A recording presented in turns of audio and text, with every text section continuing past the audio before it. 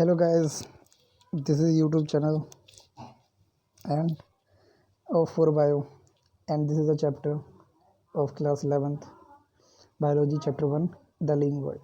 ठीक है, तो इस चैप्टर के हम कुछ क्वेश्चंस आपके सामने सॉल्व करेंगे, जिससे आपको आइडिया भी पता चलता रहेगा कि हाँ कि हमें किस तरीके से क्वेश्चंस को अटेम्प्ट करना होता है और क्या बेस्ट तरीका है। तो पहले मैं आपको बता दूं कि ये जो बुक है ये कौन सी बुक है। तो ये बुक है आपकी ऑब्जेक्टिव ट्रूमैन्स की। ओके, और ये बेस्ट बुक है। ये नीट प्रिपरेशन के लिए, हर एक जो नीट एस्पिरेंट है उसके लिए बेस्ट बुक रहेगी ये नीट प्रिपरेशन के लिए। ठीक है, तो आप इसमें कुछ इर्रेलेवेंट क्वेश्चन भी होते हैं, तो मैं उसको भी आपको बताता रहूँगा कि हाँ इस तरह के क्वेश्चन तो आपको कभी भी नहीं देखने को मिलेंगे। ठीक है, जिस तरीके से अपना नीट है उसमें ऐसे क्वेश्चन आपको देखने को बहुत कम चांस है। ठीक है, तो पहला क्वेश्चन यहाँ पे आपको मैं दिखाता हूँ। Thanatology is the science that deals with. अब पहले मैं बता दूँ कि ये थैनाटोलॉजी आपने को पता ही नहीं है कुछ। ठीक है, इसके बारे में नहीं पता। तो अगर इस टाइप का क्वेश्चन मान लो नीट में कल को आ भी गया तो हम क्या करेंगे, या तो हम एलिमिनेशन मेथड का यूज़ कर सकते हैं, क्योंकि अगर ऑप्शन में हमें बाकी तीन ऑप्शन के पता है एग्जैक्टली, ठीक है, पक्का हम श्योर है, तो जो फोर्थ ऑप्शन है हम बता सकते हैं कि हाँ शायद यही आंसर होगा। ठीक है, क्योंकि हम बाकी तीन के बारे में श्योर है।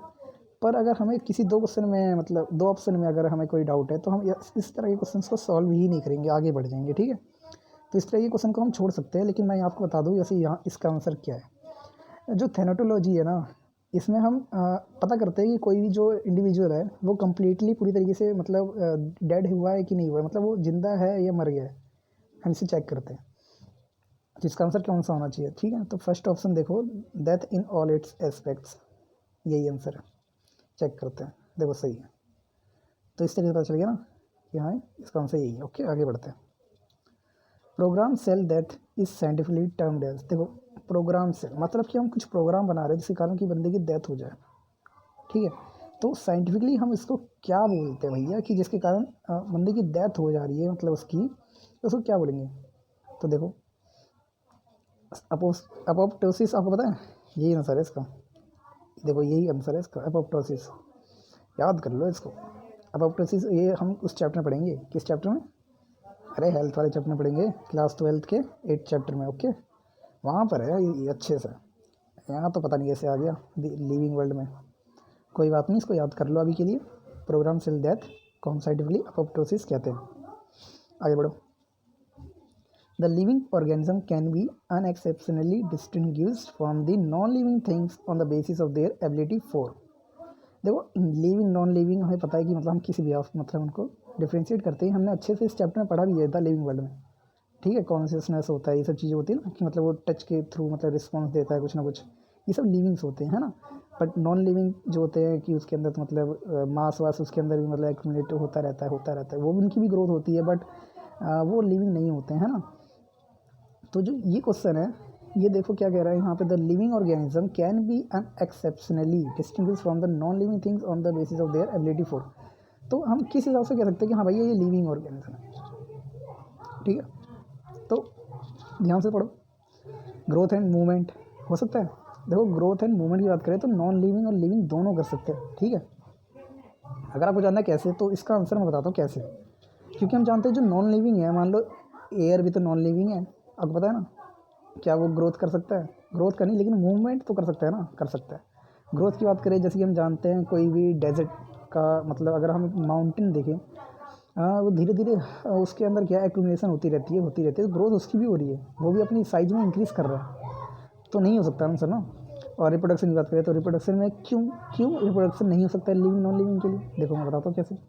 म्यूल है, म्यूल, जो म्यूल है ना वो डोंकी हॉर्स का कॉम्बिनेशन है। ठीक है, तो अब उसको देखेंगे ध्यान से, तो वो जो क्या है, वो म्यूल जो है ना वो रिप्रोड्यूस नहीं कर सकता है। ठीक है, तो इससे पता चलता है कि हाँ भाई रिप्रोडक्शन जो है वो भी एक मतलब डिफाइनिंग कैरेक्टरिस्टिक फीचर नहीं है लिविंग नॉन लिविंग के लिए। ओके, तो ये भी ऑप्शन गलत हो गया, एलिमिनेट हो गया ना। रिस्पॉन्सिवनेस टू टच, भैया यही तो कॉन्शियसनेस है, पता चला, यही आंसर है। इसको टिक लगाओ और आगे बढ़ो। गलत हो गया। अच्छा देखो, हम ध्यान से देखे ही नहीं, फोर्थ ऑप्शन पढ़ा ही नहीं। अब देखो यहाँ से आपको एक तरीका, एक चीज़ पता चली। आपको क्या, आपको यहाँ पे ये पता चला है कि किस हिसाब से हम अगर चारों ऑप्शन को बिना पढ़े किसी एक ऑप्शन को, अगर जो हमारा फर्स्ट ऑप्शन हमें लगता है कि आंसर ये है, अगर हमें पता लगता है कि फर्स्ट ऑप्शन ही आंसर होगा, हम उस पर टिक लगा के आगे बढ़ जाते हैं। अगर हम चारों ऑप्शन को चेक ही नहीं करते हैं तो ये मिस्टेक होती है, जैसे मिस्टेक मैंने यहाँ पे करी। और क्या मैं आपको बताऊँ, मैंने जानबूझ के मिस्टेक करी है, ठीक है। तो देखो रिस्पॉन्सिव, अब आप पूछोगे कि मतलब ये ऑप्शन किस हिसाब से मतलब गलत है, ठीक है, बता देता हूँ। रिस्पॉन्सिव कुछ मतलब रिस्पॉन्स देना जब कोई टच करे तो ये सही है लिविंग के लिए, बट ये रॉन्ग क्यों हो गया यहाँ पे मैं बताता हूँ आपको क्यों। कोई इंसान कोमा में है, ठीक है, कोमा में, तो क्या वो कोई रिस्पॉन्स दे सकता है? बताइए आप, नहीं दे सकता, ठीक है। तो वो रिस्पॉन्स नहीं दे सकता, बट क्या वो नॉन लिविंग है? नहीं, लिविंग है। तो बस इसी से पता चलता है कि भैया ये ऑप्शन गलत क्यों, ठीक है। और interaction with the environment and progressive and evolution, देखो ये तो भैया बिल्कुल परफेक्ट करेक्ट है, ठीक है। तो इसे पता चल गया हमें। Okay next, the animals which do not have a steady body temperature are, ठीक है। अब देखो इसमें क्या पता चल रहा है आपको, क्या पता चल रहा है कि जो एनिमल है वो अपने जो बॉडी टेम्परेचर को मेंटेन नहीं कर पा रहा है। देखो डू नॉट, इस डू नॉट पे मतलब आप इस तरह के क्वेश्चन को ना ऐसे ही पढ़ा जाता है, मतलब जहाँ पे आपका not, do not, correct, incorrect होना, वहाँ पे तुरंत अंडरलाइन कर लीजिए आप, ठीक है। और पता चल जाएगा आपको कि हाँ भैया इस पर मेरे को गौर करना है, यहाँ पे मेरे को ध्यान देना है। तो यहाँ पे आपने अगर ध्यान नहीं दिया तो आपका पूरा पूरा आंसर चेंज हो जाएगा। पूछो क्यों? अगर यहाँ पे डू नॉट नहीं होता, सिर्फ डू होता, नॉट नहीं होता, तो इसका आंसर होना चाहिए था होम्योथर्म्स, ठीक है। बट अगर यहाँ पे नॉट है तो इसका आंसर उसका जस्ट अपोजिट होना चाहिए, कौन सा? पोइकिलोथर्म। तो आंसर ये हो जाएगा। देखिए सही है, इजी क्वेश्चन है, 8 सेकंड में करना चाहिए। What is the correct about energy transfer and energy transformation in living cells, ठीक है। बात करते हैं कि मतलब क्या करेक्ट से मतलब क्या करेक्ट है about the energy transfer and the energy transformation in living cell. किसी भी लिविंग सेल के अंदर अगर हम एनर्जी ट्रांसफर की और एनर्जी ट्रांसफॉर्मेशन की बात करें तो देखो हम पता चलना चाहिए क्या बात क्या रहेगी। एनर्जी ट्रांसफर मतलब है कि एनर्जी को सिर्फ ट्रांसफ़र किया गया एक बॉडी से दूसरी बॉडी में, ठीक है।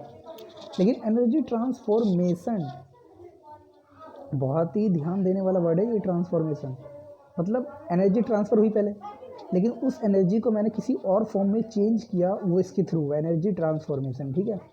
तो ट्रांसफॉर्मेशन का मतलब है कि हमने उसको जस्ट उसकी मतलब जो बॉडी शेप मान लो किसी की, उसकी बॉडी शेप को हमने थोड़ा सा चेंज कर दिया, तो ट्रांसफॉर्म कर दिया, ओके। तो ट्रांसफॉर्मेशन इसका हो जाएगा, ये समझ में आया, ट्रांसफॉर्मेशन। उसके बाद आगे बढ़ते हैं। The first energy transformation and then energy, गलत हो गया, बिल्कुल गलत हो गया ये, ठीक है। उसके बाद अकर डिसकंटिन्यूस, ये भी गलत हो गया। First energy transfer and then energy transformation, ये भी गलत हो गया। बोथ अगर कंटिन्यूसली एक के बाद होगा, बट ये भी आंसर हो सकता है, ये भी आंसर हो सकता है, इनमें मतलब कन्फ्यूज़न है, ठीक है। तो हम क्या करेंगे, हम चेक कर लेते हैं कि आंसर होगा कौन सा बेस्ट। देखो बोथ अगर कंटिन्यूसली होगा इसका आंसर, ठीक है, दोनों एक साथ होगा। वैसे तो मैं सच बताऊँ तो आप भी ध्यान से अगर सोचेंगे तो आपको भी लगेगा कि पहले एनर्जी ट्रांसफ़र होनी चाहिए, उसके बाद एनर्जी ट्रांसफॉर्मेशन होनी चाहिए, है ना। हाँ होना तो यही चाहिए, बट मेरे को लगता है कि ये क्या है कि कुछ ज़्यादा ही मतलब ये फास्ट होता है, ठीक है। तो ये इसीलिए यहाँ पे मतलब अगर ऐसी बात करें एनर्जी ट्रांसफ़र और एनर्जी ट्रांसफॉर्मेशन, तो इसमें क्या है, कुछ ना कुछ टाइम लगेगा, ठीक है, टाइम गैप आएगा। पर क्या पता यहाँ पे टाइम गैप ना होता हो, ठीक है, टाइम गैप नहीं होता होगा तभी तो कंटिन्यूसली है। तो इसीलिए इसका आंसर बेस्ट कौन सा हो गया, कंटिन्यूसली, ओके। तो नेक्स्ट पे चलते हैं। A long-term adaptation of having both dissected and undissected leaves occur in an aquatic plant which is, देखो अब ये क्वेश्चन है जो मान लेते हैं जो हमारा लिविंग वर्ल्ड चैप्टर है ना, इस चैप्टर में इतना कुछ नहीं है, ठीक है।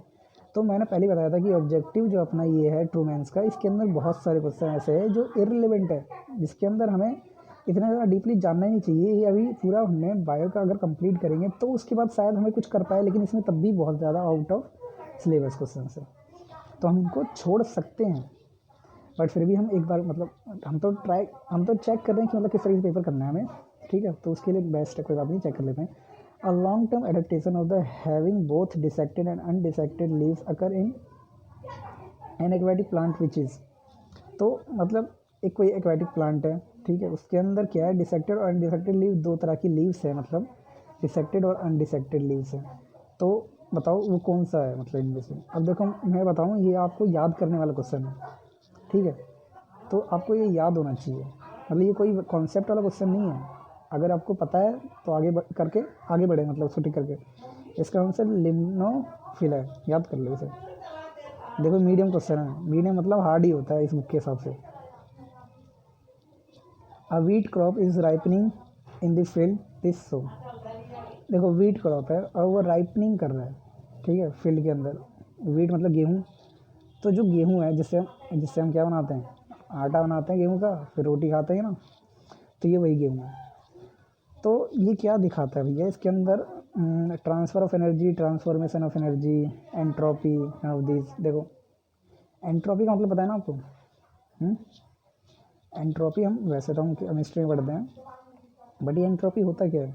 अरे एंट्रोपी का मतलब होता है रैंडमनेस, ठीक है, और कुछ ज़्यादा मतलब अभी ध्यान मत रखो, पर इससे यहाँ पे कोई लेना देना नहीं है। यहाँ पे आंसर होगा ट्रांसफर ऑफ एनर्जी या फिर ट्रांसफॉर्मेशन ऑफ एनर्जी। एनर्जी का ट्रांसफॉर्मेशन हो रहा है, ठीक है, सॉरी यहाँ ट्रांसफ़र है।